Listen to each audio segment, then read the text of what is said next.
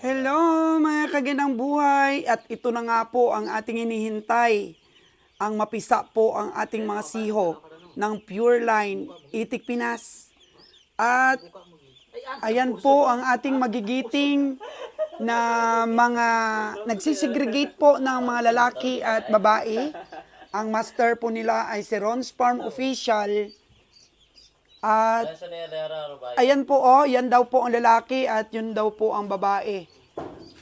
Yun, tuturuan ni Ron's Farm Official si Polyboy kung paano daw po titingnan ang pitoy o ang muning-muning.